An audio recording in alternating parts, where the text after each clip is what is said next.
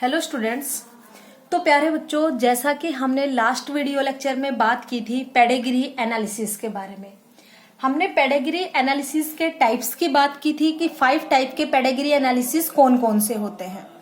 आज हम उन 5 टाइप के पेडिग्री एनालिसिस के बारे में बात करेंगे कि वो 5 टाइप के जो इनहेरिटेंस पैटर्न थे इन पेडिग्री एनालिसिस, उन पैटर्न्स के क्या क्या स्पेसिफिक फीचर्स है, वो कैसे एक जनरेशन से नेक्स्ट जनरेशन में ट्रांसमिट होते हैं, उसके एग्जाम्पल्स क्या क्या है, उनके बारे में बेटा आज हम लोग बात करने वाले हैं। तो सबसे फर्स्ट जो पेडिग्री हम लोग बात करेंगे वो हम बात करेंगे ऑटोसोमल रिसेसिव इनहेरिटेंस पैटर्न के बारे में।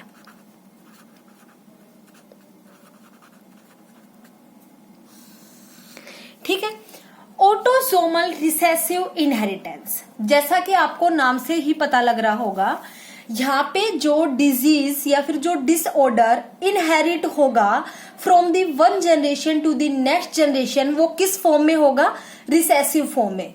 मतलब यहाँ पे जो डिजीज्ड कंडीशन होगी वो किस फॉर्म में होगी? रिसेसिव फॉर्म में। अदरवाइज जो कंडीशन है it will be homozygous dominant और heterozygous they will be normal.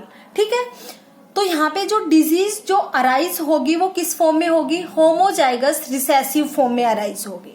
ठीक है बेटा, इतनी बात समझ में आई।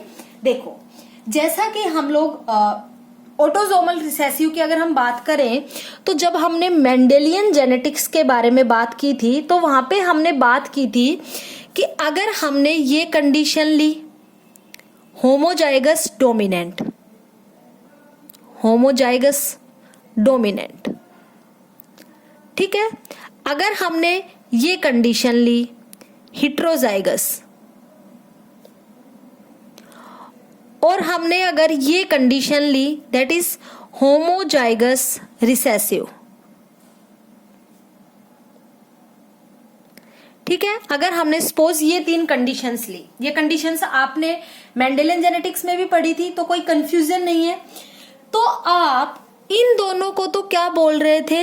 ये डोमिनेंट फॉर्म है, क्योंकि जो डोमिनेंट फॉर्म थी वो अपने आप को हिट्रोजाइगस कंडीशन में भी एक्सप्रेस करती है as well as homozygous condition. लेकिन सिर्फ रिसेसिव ऐसी कंडीशन है जो अपने आप को सिर्फ होमोजाइगस कंडीशन में ही एक्सप्रेस करती है, नॉट इन हिट्रोजाइगस कंडीशन। ठीक है, तो हमने इसको क्या बोला था? रिसेसिव। तो जो इंडिविजुअल इस फॉर्म में होगा वो तो क्या होगा? डिजीज्ड होगा, और जो इंडिविजुअल इन 2 फॉर्म में होगा वो कैसे होंगे? नॉर्मल होंगे। तो ये तो कैसे इंडिविजुअल्स होंगे? नॉर्मल इंडिविजुअल होंगे। और ये कैसा होगा? डिजीज्ड या फिर अफेक्टेड इंडिविजुअल होगा। समझ में आई इतनी बात? क्योंकि हम यहाँ पे बात कर रहे हैं ऑटोसोमल रिसेसिव इनहेरिटेंस के बारे में। ठीक है बेटा, तो ये पैटर्न थोड़ा सा इतना समझ में आ गया जितना आपको बताया है। अगर होमोजाइगस डोमिनेंट है या हिट्रोजाइगस कंडीशन है दे विल बी नॉर्मल इंडिविजुअल। ठीक है, यदि कंडीशन है homozygous recessive it will B diseased organism या फिर डिजीज्ड पर्सन। ठीक है, इतनी बात समझ में आई। अब हम बात करेंगे ऑटोसोमल रिसेसिव इनहेरिटेंस के कुछ पैटर्न्स के बारे में। तो देखो बेटा, आपको जो यहाँ पे बात याद रखनी है, सबसे पहले आपको बातों का जो ध्यान रखना है, 2 मेन इंपोर्टेंट बात वो आप याद रखना। First one is the autosomal.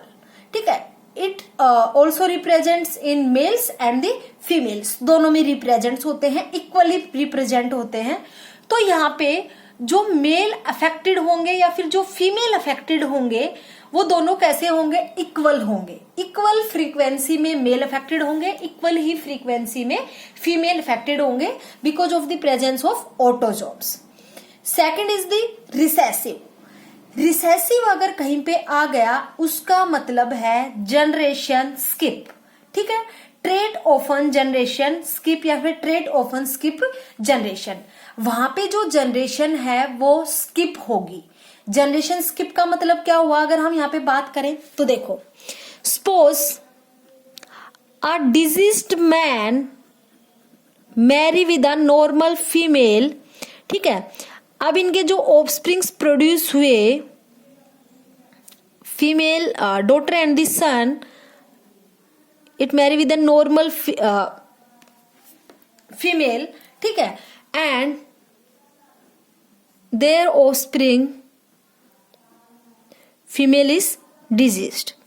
अगर इस टाइप की कंडीशन हुई, ठीक है, जैसे कि अब ये जो पेरेंट्स है ये तो क्या हो गई जनरेशन फर्स्ट, ये भी पेरेंट्स है, ये कैसी हो गई जनरेशन सेकंड, ठीक है। अब ये अगर किसी के साथ मेटिंग करेंगे तो वो क्या हो गई जनरेशन थर्ड, और इन दोनों की मेटिंग से जो ऑफस्प्रिंग प्रोड्यूस हुए वो ये दो ऑफस्प्रिंग है, ठीक है। इतनी बात समझ में आई। तो जनरेशन स्किप का मतलब क्या है कि देखो ये डिजीज आपको यहां दिखाई दे रही है, लेकिन इसके दोनों ऑफस्प्रिंग में कौन सी भी वो डिजीज अकर नहीं हुई। तो इसका मतलब क्या हुआ, ये जो यहाँ पे जो डिसऑर्डर आपका मिलेगा, जो इनहेरिटेंस पैटर्न आपको देखने को मिलेगा वो कैसा होगा, रिसेसिव। अगर ये कंडीशन डोमिनेंट होती, ठीक है, अगर ये कंडीशन डोमिनेंट होती तो इसकी जितनी भी जनरेशन्स आती इनसे ऑफस्प्रिंग प्रोड्यूस हुए, अगर ये डिजीज्ड है तो आउट ऑफ ऑल ऑफस्प्रिंग्स इनका कोई ऑफस्प्रिंग डिजीज होगा। ऐसे ही इनके बीच में मीटिंग हुई तो इनका ये दोनों में से कोई एक या फिर सारे ऑफस्प्रिंग भी डिजीज्ड हो सकते हैं, ठीक है। अगर ये किसी से मीटिंग करेगा या फिर ये किसी से मेटिंग करेगी, सपोज अगर ये किसी से मेटिंग करेगी, ये डिजीज्ड है, तो इनसे जो ऑफस्प्रिंग प्रोड्यूस होंगे वो भी सारे कैसे होंगे, उनमें से जो चांसेस होंगे वो डिजीज के होंगे, ठीक है।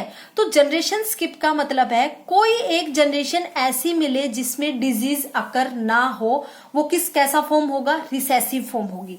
लेकिन अब आपको यहाँ पे सभी जनरेशन में डिजीज देखने को मिल रही है तो ये कैसी फॉर्म हो गई, डोमिनेंट। लेकिन अगर मैं इसको भी नॉर्मल कर दूं, अगर इसको सेडेड ना करके नॉर्मल कर दूं तो ये कैसा होगा, रिसेसिव होगा, ठीक है। तो ऑटोसोमल रिसेसिव इनहेरिटेंस का जो सबसे बेसिक जो पॉइंट है जो आपको याद रखना है वो क्या है, क्रोमोसोम्स, जो जीन्स होंगे बेसिकली ऑटोसोमल रिसेसिव इनहेरिटेंस के जो जीन्स होंगे वो किस क्रोमोसोम पे प्रेजेंट होंगे, ऑटोसोम क्रोमोसोम्स के ऊपर प्रेजेंट होंगे, ठीक है। तो हम क्या लिखेंगे, जीन्स फॉर दिस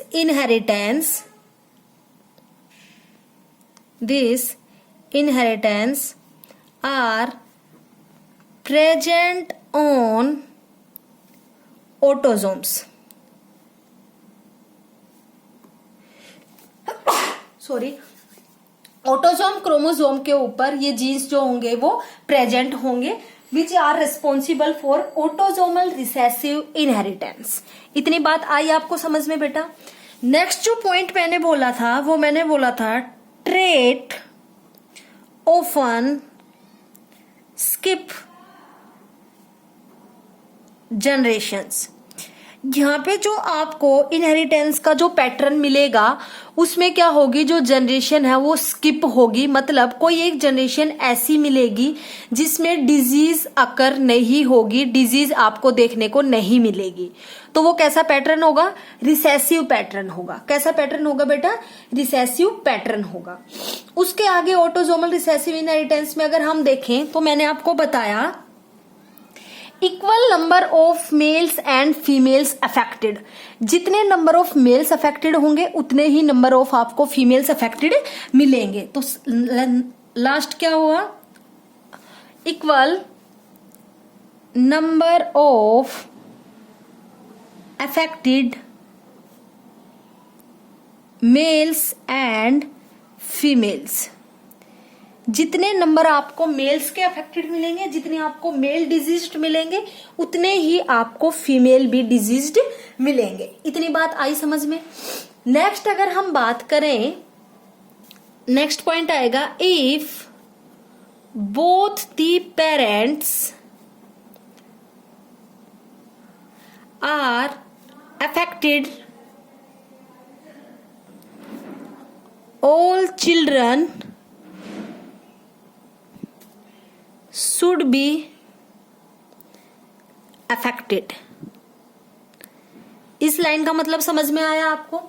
यदि दोनों पेरेंट्स अफेक्टेड है किसी डिजीज से तो उनके जो चिल्ड्रंस होंगे, उनसे जो ऑफस्प्रिंग्स प्रोड्यूस होंगे वो भी कैसे होंगे बेटा, डिजीज्ड होंगे। कैसे ऑफस्प्रिंग होंगे वो, डिजीज्ड ऑफस्प्रिंग होंगे। ठीक है, देखो suppose male and female both are affected, तो इनसे जो ऑफस्प्रिंग्स प्रोड्यूस हुए, सपोज 3 ऑफस्प्रिंग इनसे प्रोड्यूस हुए, ठीक है, सपोज 3 ऑफस्प्रिंग्स यहां से प्रोड्यूस हुए। हम बात कर रहे हैं ऑटोजोमल रिसेसिव इनहेरिटेंस। तो ऑटोजोमल रिसेसिव हुआ तो ये भी रिसेसिव फॉर्म में होगा, ये भी रिसेसिव फॉर्म में होगा, because both parents are diseased, दोनों पेरेंट्स क्या है, डिजीज्ड है। तो मैंने आपको बताया था जो होमोजाइगस रिसेसिव कंडीशन होगी, क्योंकि हम ऑटोजोमल रिसेसिव की बात कर रहे हैं, तो जो होमोजाइगस रिसेसिव कंडीशन होगी वो कैसी होगी, डिजीज्ड कंडीशन होगी। और यहाँ पे दोनों पेरेंट्स कैसे हैं, डिजीज्ड है, अफेक्टेड है, तो यहाँ इनका जो जीनोटाइप आएगा वो क्या आएगा, होमोजाइगस रिसेसिव। ठीक है, अब सपोज करो यहाँ पे अगर एक जीन इसने यहाँ फीमेल ने इसको दिया, एक जीन यहाँ से इसने फादर ने दिया, ऐसे ही एक जीन यहाँ ये देगा, एक जीन यहाँ ये देगा। यहाँ पे कोई होमोजाइगस डोमिनेंट या होमोजाइगस या फिर हिट्रोजाइगस कंडीशन तो है नहीं, सिर्फ होमोजाइगस रिसेसिव ही है। तो जो सारे जीनोटाइप आएंगे इनके ऑफस्प्रिंग के वो भी कैसे आएंगे, रिसेसिव होमोजाइगस रिसेसिव जीनोटाइप्स आएंगे। तो ये भी ऑफस्प्रिंग सारे कैसे होंगे, डिजीज्ड होंगे। कैसे होंगे बेटा, डिजीज्ड होंगे। तो यहाँ पे भी वही लाइन लिखी गई है, if both the parents are affected all children should be affected, सभी चिल्ड्रंस भी क्या होंगे, अफेक्टेड होंगे, because it is the case of autosomal recessive inheritance. इतनी बात आई आपको समझ में। अब ऑटोजोमल रिसेसिव इनहेरिटेंस के हम कुछ एग्जाम्पल्स की बात करें अगर, तो बेटा मैं आपको यहाँ पे एक एग्जाम्पल लेके बता रही हूँ, उसके अलावा भी अदर एग्जाम्पल्स होते हैं, उनके बारे में हम बात करेंगे बाद में। ठीक है, अभी हम बात करते हैं मोस्ट कॉमन एग्जाम्पल जो अब तक हम लोग बार बार पढ़ते आ रहे हैं, जो अब तक हम लोगों ने पढ़ चुका, that one is the sickle cell anaemia. Sickle cell anaemia, ठीक है। सिकल सेल अनीमिया के बारे में अगर हम बात करें तो सिकल सेल अनीमिया को सबसे पहले डिस्कवर किया गया था इन 1910 बाय हेरिक। एक साइंटिस्ट थे हुज नेम वाज हेरिक, जिन्होंने इस डिजीज को सबसे पहले डिस्कवर किया था इन 1910। ठीक है, इतनी बात समझ में आई। उसके बाद अगर हम बात करें सिकल सेल अनीमिया का जो सबसे बेसिक जो हमने पढ़ा था कि सिकल सेल अनीमिया में सबसे बेसिक जो फीचर हमें दिखाई देता है वो क्या दिखाई देता है, जो आरबीसीज है उनकी शेप कैसी हो जाती है, सिकल शेप्ड हो जाती है। जो आरबीसीज है उनकी शेप कैसी हो जाती है, सिकल शेप्ड हो जाती है। Because of this sickle shaped RBCs इनकी जो ऑक्सीजन कैपेसिटी होती है, ऑक्सीजन कैरिंग कैपेसिटी होती है, वो भी डिक्रीज हो जाती है। ठीक है, इन सब के बारे में हम लोगों ने बात कर चुकी। अब हम बात करें सिकल सेल अनीमिया के बारे में नेक्स्ट। तो सिकल सेल अनीमिया एक कैसा डिसऑर्डर है, ऑटोसोमल रिसेसिव डिसऑर्डर है। ऑटोसोमल रिसेसिव डिसऑर्डर के बारे में ही हम बात कर रहे हैं। ठीक है, तो कैसा डिसऑर्डर है ये, एक ऑटोसोमल रिसेसिव डिसऑर्डर है। ठीक है बेटा, इतनी बात समझ में आई। नेक्स्ट अब हम बात करते हैं, तो जो ऑटोसोमल रिसेसिव डिसऑर्डर है तो यहाँ पे जो चांसेस होंगे मेल के एंड द फीमेल के दोनों के अफेक्टेड होने के जो चांसेस है वो कैसे होंगे, इक्वल होंगे। ठीक है, इतनी बात समझ में आई। तो सिकल सेल अनीमिया में बेसिकली अब तक हमने क्या पढ़ा है, at in the beta chain of haemoglobin at the sixth position of beta chain क्या होता है, glutamic acid is replaced by valine. ठीक है, अब तक हम लोगों ने ये सब पढ़ चुका है। ठीक है बेटा, इसलिए मैं आपको थोड़ा थोड़ा इनके बारे में ब्रीफ में बता रही हूँ, ये क्योंकि मैंने आपको बहुत डिटेल में पहले पढ़ा चुका है। ठीक है, तो in the chain of beta chain में क्या होता है, eight the sixth position glutamic acid is replaced by valine. ठीक है, अब उसके बाद अगर हम बात करें डीएनए चेन के बारे में, ठीक है, कि जो डीएनए चेन है उसमें क्या चेंज होता है जब ये ग्लूटामिक एसिड रिप्लेस होता है वेलाइन से। ठीक है, तो अब हम बात करते हैं on the DNA chain, DNA chain पे अगर हम बात करें, ठीक है, तो सीक्वेंस हमने लिखी CTC सीक्वेंस, मैंने लिखी डीएनए चेन पे CTC सीक्वेंस, ठीक है। अब CTC में क्या हुआ, जो डीएनए था उसमें क्या हुआ, ट्रांसक्रिप्शन हुआ। CTC क्या हुआ, ट्रांसक्राइब हुआ। क्या हुआ बेटा, ट्रांसक्राइब हुआ, ठीक है। ट्रांसक्रिप्शन के बाद जो mRNA का यहाँ पे फॉर्मेशन होगा वो क्या होगा, जो mRNA यहाँ पे फॉर्म होगा ये तो क्या है, डीएनए चेन के ऊपर है। अब डीएनए में जब ट्रांसक्राइब हुआ तो क्या बनाएगा, mRNA।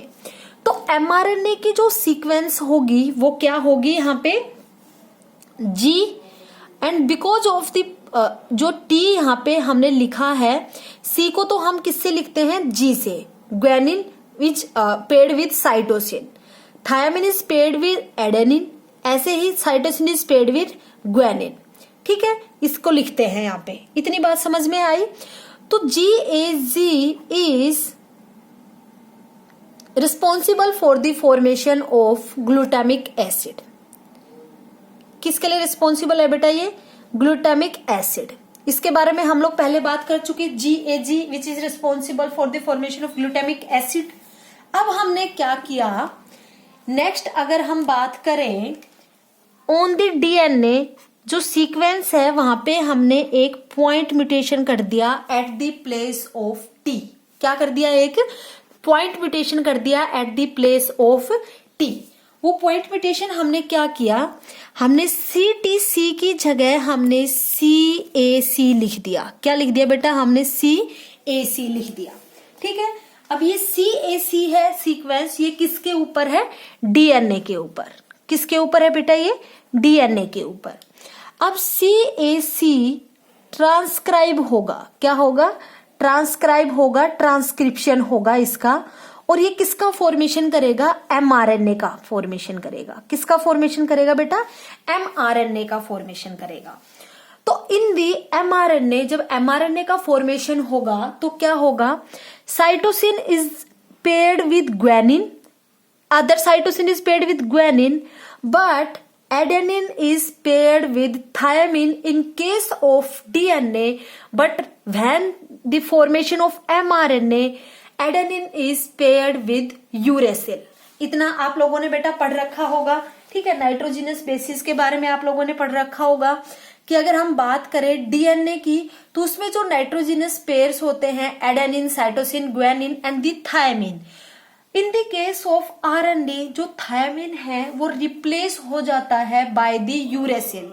डीएनए के केस में तो आप थायमिन लिखते हो, but in case of mRNA आप थायमिन को किससे रिप्लेस करते हो, यूरेसिल से, ठीक है।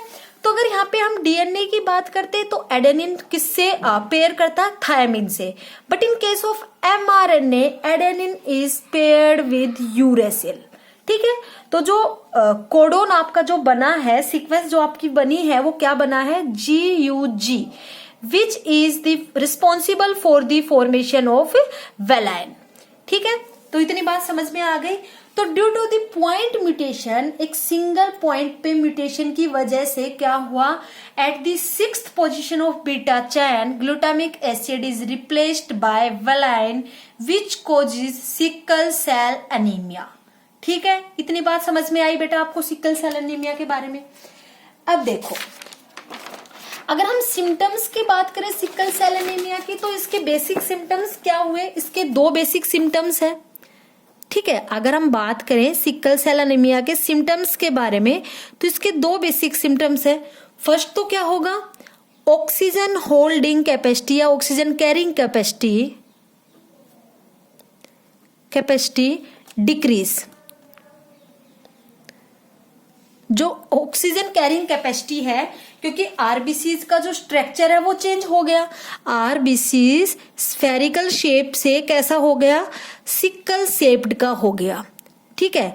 Because of the change in the RBCs shape, ठीक है, क्या हुआ, oxygen carrying capacity, oxygen holding capacity जो है आरबीसीज की वो डिक्रीज हो गई। वो क्या हो गई बेटा, डिक्रीज हो गई। तो फर्स्ट सिम्टम तो क्या हुआ सिकल सेल एनीमिया का, ऑक्सीजन होल्डिंग कैपेसिटी डिक्रीज हो गई।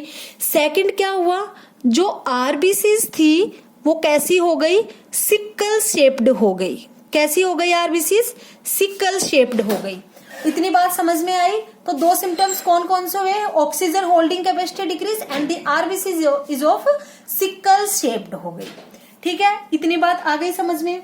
तो अब हम बात करते हैं पेडिग्री के बारे में, इसके पेडिग्री एनालिसिस के बारे में, कि पेडिग्री एनालिसिस में हम कैसे रिप्रेजेंट करेंगे, कैसे हम पता लगाएंगे कि ये डिजीज है, ये रिसेसिव है या फिर डोमिनेंट है। ठीक है बेटा। तो बेटा अब अगर हम बात करें, जैसे हम बात कर रहे हैं सिकल सेल एनीमिया के बारे में, तो सिकल सेल एनीमिया में हमने सिंबल्स के बारे में बात की थी कि कौन सा जब सिंबल होगा तो कौन सी कंडीशन अराइज होगी, जब कौन सा सिंबल होगा तो कौन सी कंडीशन अराइज होगी। जैसे अगर हम बात करें, सपोज हम हीमोग्लोबिन, नॉर्मल हीमोग्लोबिन को हम शो करते हैं HbA से, और सिकल शेप्ड हीमोग्लोबिन को हम शो करते हैं HbS से। ये तो कैसा है, नॉर्मल है, नॉर्मल हीमोग्लोबिन है। ठीक है, और ये कैसा है, सिकल शेप्ड है, सिकल सेल्ड है, सिकल सेल हीमोग्लोबिन है। ठीक है, ये कंडीशन हम लोग शो करते हैं। But in the case of autosomes, अब अगर हम बात करें नेक्स्ट, तो अगर if condition is HbA and HbA, यदि ये कंडीशन है, ठीक है। अब हम अलग अलग कंडीशंस के बारे में पढ़ेंगे, फिर उसके ऊपर ही डिपेंड आप पेडिग्री समझ पाओगे। ठीक है बेटा। If this condition is arise, it shows normal.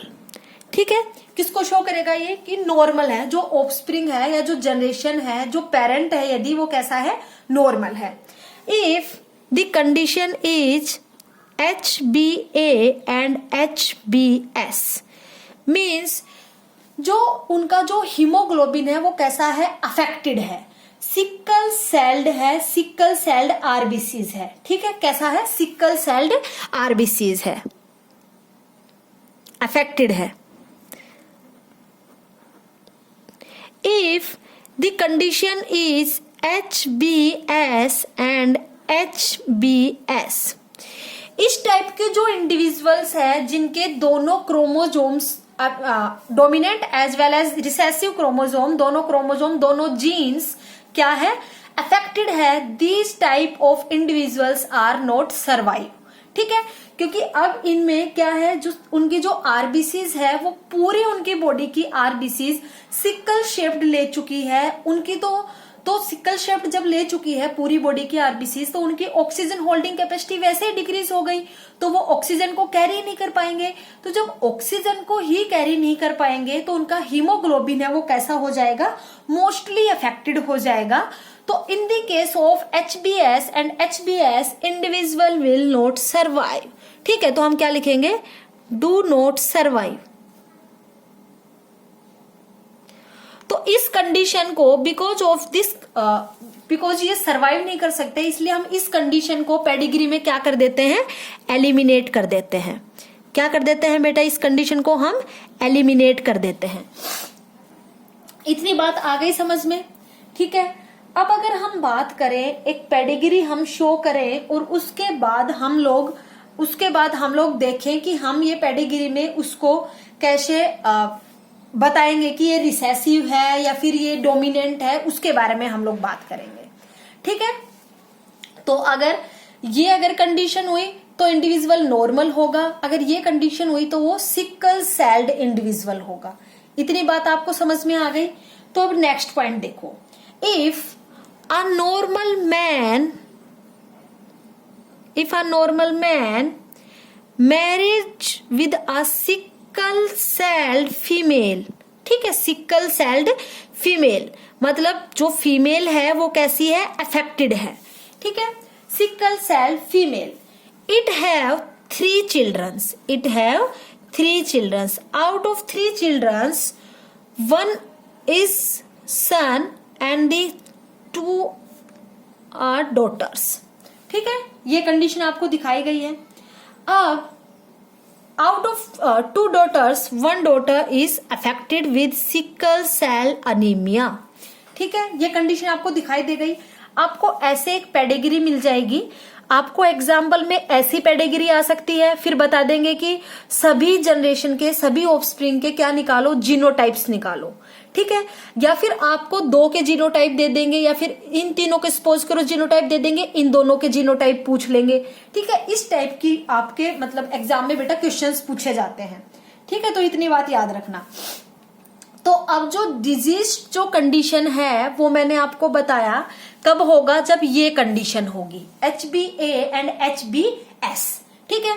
तो ये तो हम लिख सकते हैं डिजीज्ड वाली तो पहले ही, HbA एंड HbS, ऐसे यहाँ पे HbA एंड HbS। ये कंडीशन होगी तो कौन सा होगा, डिजीज्ड कंडीशन होगी। कौन सी होगी बेटा, डिजीज्ड फॉर्म होगी, डिजीज इंडिविजुअल होंगे, ठीक है। इतनी बात समझ में आ गई। अब जो मेल है वो क्या है, नॉर्मल है। क्या है, नॉर्मल है। तो मेल का जो जीनोटाइप होगा वो क्या होगा, HbA एंड HbA। क्या होगा, HbA एंड HbA, ठीक है, जीनोटाइप ऑफ मेल। ये समझ में आ गया। अब देखो हम लोग नेक्स्ट बात करते हैं इनके ऑफस्प्रिंग्स के बारे में। अब मेल से तो जो ये है ये सिर्फ HbA ही ले सकता है, क्योंकि ये नॉर्मल कंडीशन है, होमोजाइगस कंडीशन है, तो यहाँ पे कोई भी एक हेट्रोजाइगस कंडीशन नहीं है। तो मेल से तो क्या लेंगे ये HbA, ऐसे ही फीमेल भी क्या लेगी, HbA, और इसने भी HbA लिया, ठीक है। अब अगर हम बात करें फीमेल की तो फीमेल से HbA भी आ सकता है, HbS भी आ सकता है, ठीक है। तो दोनों कंडीशन अराइज हो सकती है, HbA भी आ सकता है, ठीक है, और HbS भी आ सकता है। ऐसे ही यहाँ पे HbA भी आ सकता है और HbS भी आ सकता है, ठीक है। इतनी बात समझ में आई। बट अगर हम पेडिग्री को देखें तो जो यहाँ पे जो सन दिखाया गया है और यहाँ पे जो डॉटर दिखाई गई है वो दोनों कैसे हैं, अनअफेक्टेड है, वो दोनों अफेक्टेड नहीं है, नॉर्मल है। तो अगर हम ये जीनोटाइप इसके साथ पुट करेंगे तो ये कैसे हो जाएंगे, डिजीज्ड। लेकिन यहाँ पे तो हमें डिजीज्ड दिखाए नहीं, नॉर्मल दिखाए हैं। ऐसे ही अगर हम ये जीनोटाइप पुट करेंगे तो कैसा हो जाएगा, डिजीज्ड फॉर्म हो जाएगी। लेकिन यहाँ पे तो नॉर्मल शो किया गया है, डिजीज शो नहीं किया गया। तो हम इस जीनोटाइप को क्या कर देंगे, एलिमिनेट कर देंगे और इस जीनोटाइप को मान लेंगे। तो ऐसे बेटा हम जीनोटाइप पता कर सकते हैं कि किसका जीनोटाइप क्या होगा। अगर आपको ये पता है ऑटोसोमल रिसेसिव डिसऑर्डर है, या फिर आपको क्या कर देंगे, ये जीनोटाइप्स प्रोवाइड कर देंगे और उसके बेसिस पे आपसे पूछ लेंगे कि whether it is autosomal recessive, autosomal dominant, sex linked recessive, sex linked dominant. नीचे 4 ऑप्शंस दे देंगे, उनके बेसिस पे आपको बताना पड़ेगा, ठीक है। तो ऑटोसोमल रिसेसिव डिसऑर्डर आपको अच्छे से समझ में आया। With the help of pedigree हमने पता किया कि कैसे कौन सी कंडीशन होगी तो डिजीज्ड ऑफस्प्रिंग होगा या डिजीज्ड पर्सन होगा, और कैसे कौन सा जीनोटाइप होगा तो नॉर्मल पर्सन आपको देखने को मिलेगा। इतनी बात आई बेटा समझ में। अब चलो हम बात करते हैं नेक्स्ट पॉइंट के बारे में, नेक्स्ट पेडिग्री एनालिसिस के बारे में। तो ऐसे ही ऑटोसोमल रिसेसिव डिसऑर्डर में अगर हम बात करें तो यहाँ पे हमने बात की सिकल सेल एनीमिया। ऐसे ही अदर मेंडेलियन जेनेटिक डिसऑर्डर्स है, थैलेसेमिया, सिस्टिक फिब्रोसिस, ठीक है, फिनाइलकीटोन्यूरिया, एल्केप्टोन्यूरिया। ये सारे डिजीज के बारे में जब हम आगे बात करेंगे जेनेटिक डिसऑर्डर के बारे में, तब हम बात करेंगे कि कौन सी डिजीज किसके कारण होती है, उसके सिम्टम्स क्या है, उसके कॉजेज क्या है, उनके बारे में हम लोग बेटा बात करेंगे आगे, ठीक है। अभी हम सिर्फ बेसिक एक एक एग्जाम्पल लेके चारों टाइप की, 5 टाइप की पेडिग्री एनालिसिस को समझेंगे। उसके बाद हम बात करेंगे फर्दर अदर एग्जाम्पल्स के बारे में, ठीक है। अब हम सेकंड बात करते हैं ऑटोसोमल डोमिनेंट इनहेरिटेंस के बारे में, ठीक है। तो सेकंड हम बात करते हैं बेटा ऑटोसोमल डोमिनेंट इनहेरिटेंस के बारे में।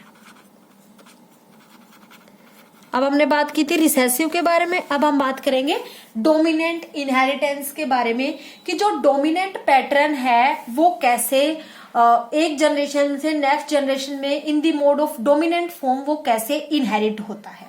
ठीक है, तो डोमिनेंट जो वर्ड है उसका सबसे बेसिक जो फीचर मैंने आपको बताया था लास्ट जब मैंने अभी आपको ऑटोसोमल रिसेसिव पढ़ाया तब, कि यहाँ पे जो जनरेशन होगी वो क्या होगी, स्किप नहीं होगी, कभी भी क्या नहीं होगी, स्किप नहीं होगी। आपको हर जनरेशन में डिजीज देखने को मिलेगी in the form of dominant.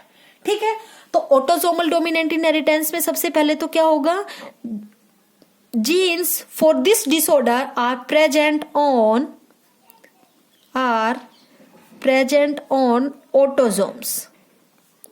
ठीक है, ऑटोसोम्स पे प्रेजेंट होंगे। सेकंड अगर हम बात करें trait should not skip generations. ठीक है, यहाँ पे जो आपको ट्रेट जो देखने को मिलेगा, जो डिसऑर्डर आपको जो देखने को मिलेगा वो हर जनरेशन में देखने को मिलेगा। यहाँ पे ऐसा नहीं होगा कि आपको कोई जनरेशन स्किप मिलेगी या फिर किसी जनरेशन में वो डिजीज देखने को नहीं मिलेगी, because it is dominant pattern, dominant inheritance pattern. इतनी बात आई आपको समझ में। अब अगर हम बात करें बेटा नेक्स्ट पॉइंट के बारे में, तो नेक्स्ट पॉइंट देखो, यदि किसी अफेक्टेड पर्सन को मेटिंग करा दी जाए अनअफेक्टेड पर्सन के साथ, तो प्रोबेबिलिटी क्या होगी कि उसके 50% जो ऑफस्प्रिंग्स होंगे वो अफेक्टेड होंगे।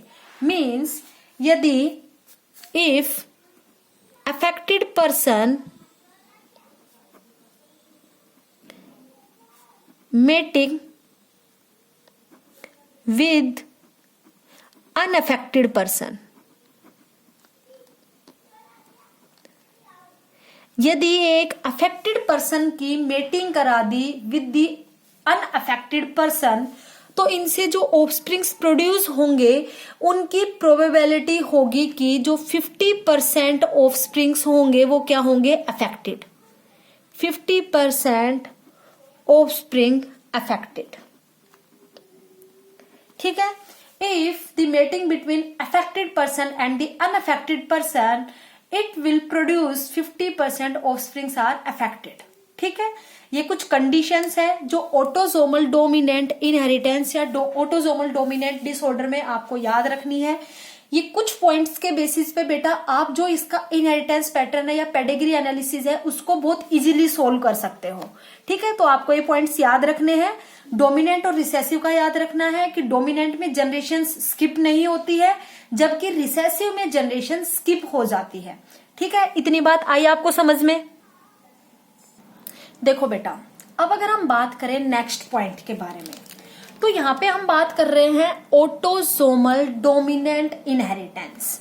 तो देखो, जब ये कंडीशन होगी और ये कंडीशन होगी, अब की बार इन दोनों कंडीशन में तो इंडिविजुअल कैसा होगा, अफेक्टेड होगा। कैसा होगा, इन दोनों कंडीशन में इंडिविजुअल अफेक्टेड होगा।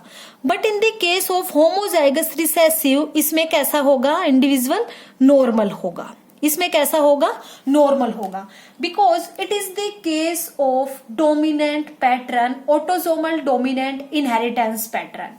तो आपको ये याद रखना है कि अगर आप डोमिनेंट पढ़ रहे हो तो डोमिनेंट वाले पर्सन अफेक्टेड होंगे, अगर आप रिसेसिव पढ़ रहे हो तो रिसेसिव वाले पर्सन अफेक्टेड होंगे।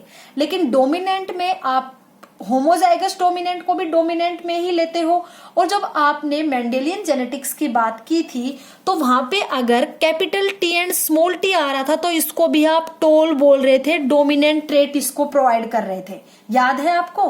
तो इसलिए ही हमने यहाँ पे capital A and small A को भी डोमिनेंट माना है। इसलिए हमने बोला if these two genotypes are present in a person then they are affected.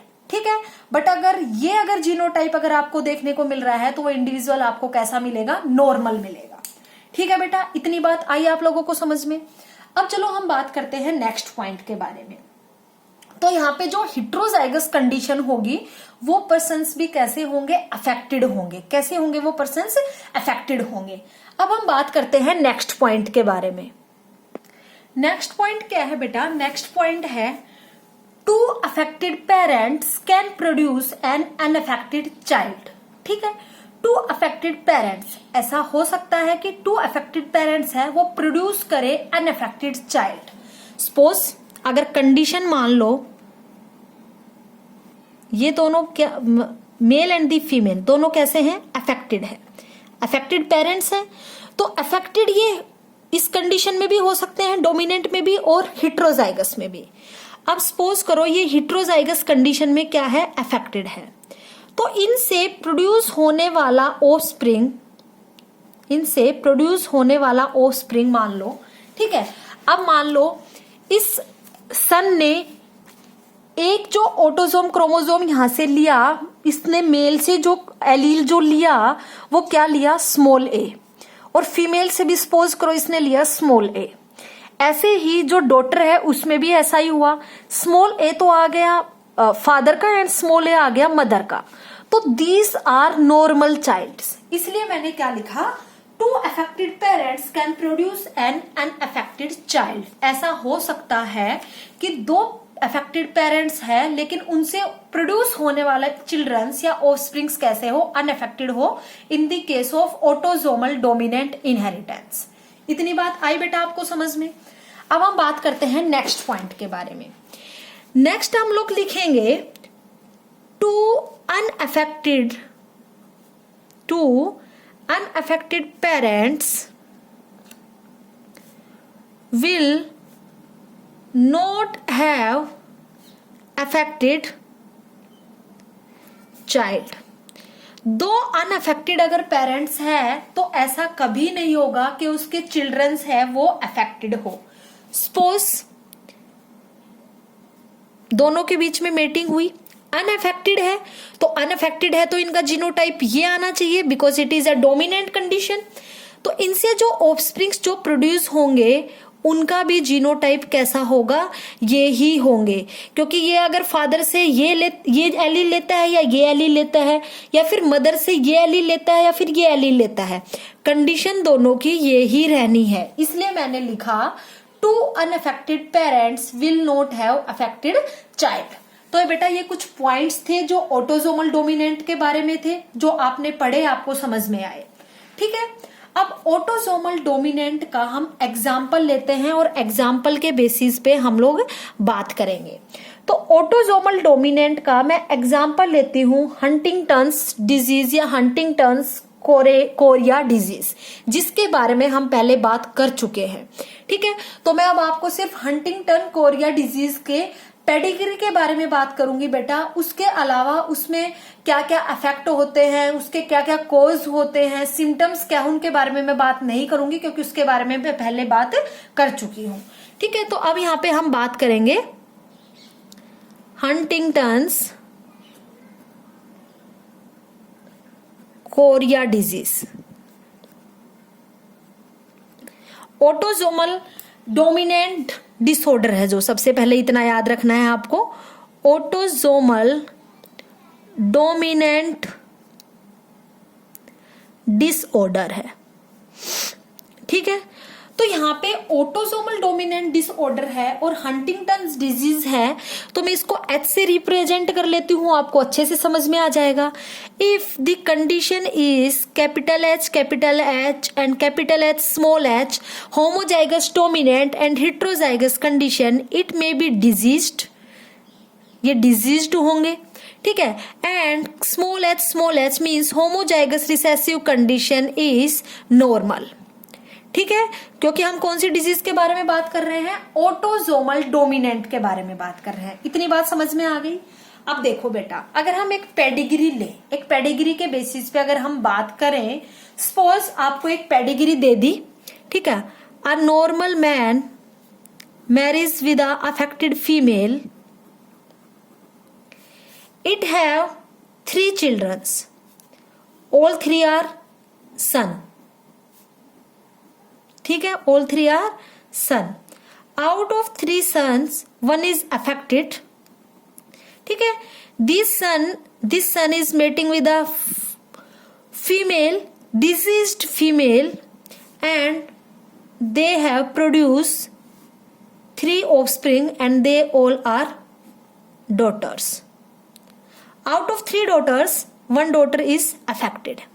आपको ये पेडिग्री दे दी गई और आपको क्वेश्चन पूछा गया, interpret the all the genotypes of all the persons या ऑल दी ऑफस्प्रिंग्स। ठीक है, अगर आपको ऑफस्प्रिंग्स दे दिया जाए तो आपको इन तीनों के जीनोटाइप पता करने हैं इनके। ठीक है, अगर आपको पेरेंट्स के बोल दिया जाए तो आपको इन पेरेंट्स के जीनोटाइप पता करने हैं। लेकिन अगर आपको बोल दिया जाए interpret the genotypes of all, तो आपको सभी के जीनोटाइप यहाँ पे पता करने हैं। आपको ये पेडिग्री दे दी गई, अब इसके बेसिस पे हम पता करेंगे कि किसका कौन सा जीनोटाइप होगा। ठीक है बेटा, तो देखो सबसे पहले हम लेते हैं डिजीज्ड कंडीशन को। तो जो डिजीज्ड कंडीशन है वो it may B homozygous dominant and heterozygous, sorry. ठीक है, होमोजाइगस डोमिनेंट कंडीशन भी हो सकती है और हेटेरोजाइगस कंडीशन भी हो सकती है। ठीक है, बट इट इज नॉर्मल। तो सबसे पहले हम नॉर्मल वाले लिख लेते हैं जो आपको नॉर्मल दिखाई दे रहे हैं। उसके बाद हम डिजीज्ड वाले की बात करेंगे कि डिजीज्ड वाले का जीनोटाइप ये होगा या फिर ये होगा, इसके बारे में हम बाद में बात करेंगे। तो सबसे पहले मैं नॉर्मल वाले का लिख लेती हूँ, small H small H small H small H small H small H, ऐसे ही small H and small H small H. ये मैंने नॉर्मल वाले का लिख लिया, जो नॉर्मल कंडीशन है उसका। अब हम बात करते हैं डिजीज्ड कंडीशन की, डिजीज्ड पर्सन की, कि जो डिजीज्ड पर्सन है उसका जीनोटाइप क्या होना चाहिए। It may be capital H means homozygous dominant, और it may be capital H small H means heterozygous condition. उसके बारे में अब हम बात करते हैं। तो देखो, सपोज मैंने ये कंडीशन ली capital H and capital H, suppose मैंने ये कंडीशन ली, तो मेल जो है वो एक एच तो मेल से लेगा, सन जो है वो एक एच अपने फादर से लेगा, स्मॉल एच क्योंकि दोनों एलिल्स एच एच है, स्मॉल एच है, होमोजाइगस रिसेसिव कंडीशन है, और एक एच फीमेल से लेगा। बट फीमेल में अगर आप मदर में अगर आप दोनों डोमिनेंट कंडीशन डालते हो, होमोजाइगस डोमिनेंट कंडीशन डालते हो, तो ये जो कंडीशन आपको प्रोवाइड की गई है ये वैलिड नहीं है। ठीक है, समझ में आ रहा है। बट अगर आप इस जीनोटाइप की जगह capital H and small H लिखते हो, तो देखो यहाँ पे जो सन है उसने एक एलील अपने फादर से लिया एंड द अदर एलील अपनी मदर से लिया, दोनों में से कौन सा भी एलील ले सकता है। ऐसे ही यहाँ पे अगर हम बात करें डिजीज की, अगर ये एक एच अपने फादर से लेता है एंड द अदर एच अपनी मदर से लेता है, ठीक है, अब यहाँ पे तो ये कंडीशन भी अप्रूव हो सकती है, क्योंकि अगर ये हेटेरोजाइगस कंडीशन में होगा या होमोजाइगस कंडीशन में होगा तभी ये डिजीज्ड होगा। तो अगर यहाँ पे हम ये कंडीशन पुट करते हैं हेटेरोजाइगस वाली, तो यहाँ से ये क्या लेगा, कैपिटल एच लेगा, हेटेरोजाइगस कंडीशन होगी।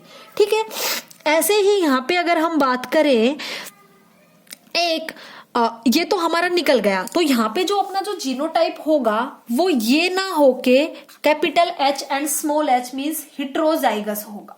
ठीक है, तो बेटा ऐसे बच्चे कंफ्यूज हो जाते हैं कि डिजीज तो दोनों से ही हो रही है लेकिन हम कौन सा करें, तो आपको ऐसे पुट करके देखना होगा, उससे ही आप जीनोटाइप्स का पता लगा सकते हो।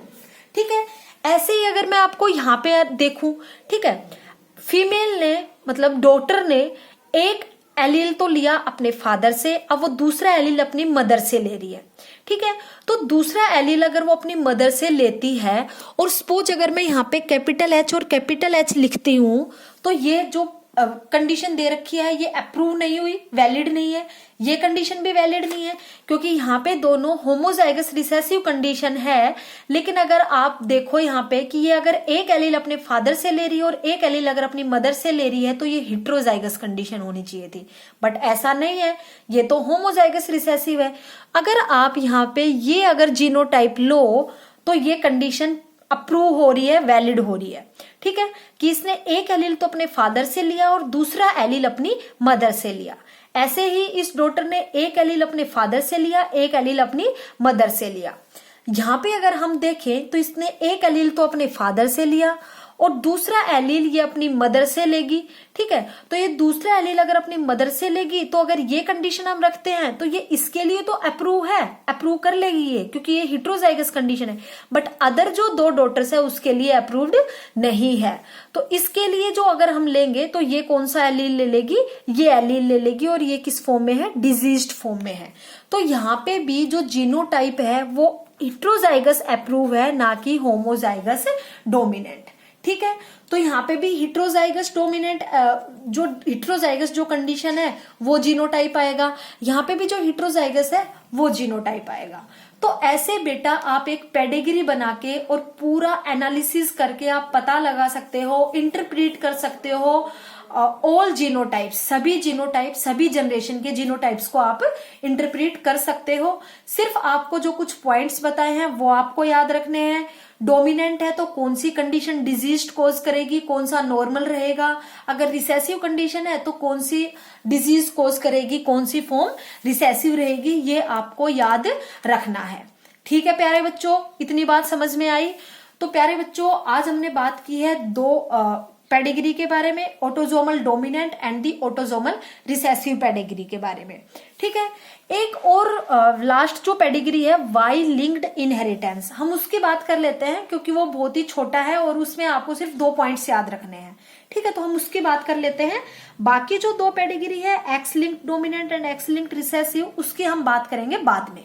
ठीक है बेटा, नेक्स्ट वीडियो लेक्चर में। अभी हम बात करते हैं वाई लिंक्ड इनहेरिटेंस के बारे में। तो देखो वाई लिंक्ड जो इनहेरिटेंस की अगर हम बात करें तो वाई लिंक्ड इनहेरिटेंस मींस इसके जो क्रोमोजोम, इसके जो जीन्स होंगे वो किस क्रोमोजोम पे प्रेजेंट होंगे, वाई क्रोमोजोम पे प्रेजेंट होंगे। ठीक है, तो सबसे पहले आपको याद रखना है जीन्स किस पे प्रेजेंट होंगे, वाई क्रोमोजोम पे प्रेजेंट होंगे। उसके अलावा अगर हम बात करें नेक्स्ट पॉइंट के बारे में, तो वाई क्रोमोसोम किस में प्रेजेंट है, मेल्स में प्रेजेंट है। और फादर हमेशा अपना वाई क्रोमोसोम अपने सन को देता है, कभी भी फीमेल को या कभी भी डॉटर को नहीं देता। ठीक है, तो वाई जो लिंक्ड जो इनहेरिटेंस है वो जब आप पेडिग्री देखोगे तो आपको पता लगेगा, वो पेडिग्री आप सिर्फ और सिर्फ किस में देखोगे, मेल्स में देखोगे। किस में देखोगे, मेल्स में। आपको जो डिजीज है वो सिर्फ मेल्स में दिखाई देगी, फीमेल में दिखाई नहीं देगी। ठीक है, तो नेक्स्ट जो हम लिखेंगे वो क्या लिखेंगे, affects only males. Y linked inheritance में सिर्फ मेल्स अफेक्ट होते हैं, फीमेल्स अफेक्ट नहीं होती because of the presence of Y chromosome in males. Second हम लोग पॉइंट क्या लिखेंगे, affected males always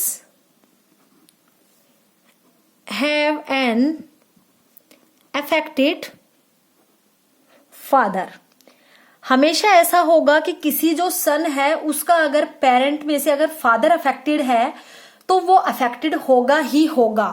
ठीक है, क्यों, क्योंकि फादर हमेशा अपना वाई क्रोमोसोम किसको देता है, मेल्स को देता है, सन को देता है।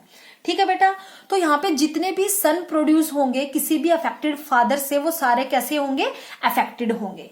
सपोज अगर मैं एक पेडिग्री की अगर मैं बात करती हूँ, ठीक है, जैसे मान लो मैंने एक पेडिग्री की बात की, मैंने यहाँ पे कंडीशन ले ली और फादर को मैंने क्या कर दिया, अफेक्टेड।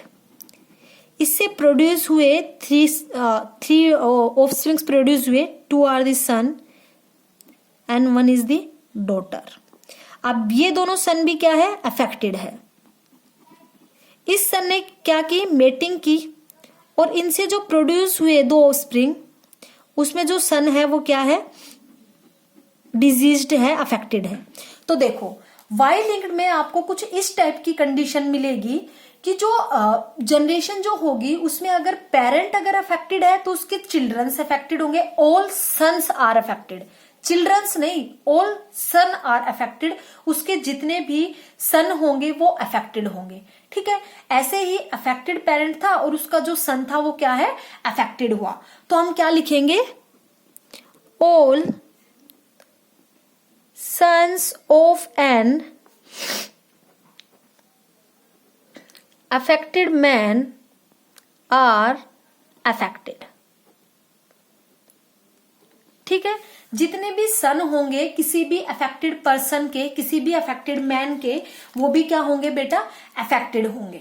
तो वाई लिंक्ड इनहेरिटेंस इतना सा है, आपको याद रखना है। वाई लिंक्ड इनहेरिटेंस से ही आपको समझ में आ रहा है। वाई लिंक्ड मतलब जो जीन्स प्रेजेंट होंगे वो किस पे होंगे, वाई क्रोमोसोम पे होंगे। और वाई क्रोमोसोम किस में प्रेजेंट होता है, मेल्स में प्रेजेंट होता है।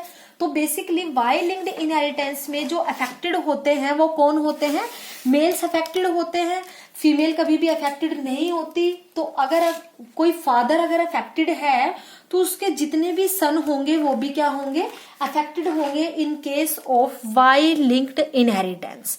इतनी बात समझ में आई बेटा? ठीक है, तो प्यारे बच्चों आज हमने बात की पेडिग्री एनालिसिस के बारे में, पेडिग्री एनालिसिस के टाइप्स के बारे में हमने बात की, और उसके बाद हमने 3 टाइप्स के बारे में आज बात कर चुके। बाकी के बचे 2 types, sex linked inheritance, sex linked recessive, sex linked dominant trait और सेक्स लिंक्ड रिसेसिव ट्रेट। उसके बारे में हम बात करेंगे नेक्स्ट वीडियो लेक्चर में बेटा। आज के लिए इतना ही, थैंक यू।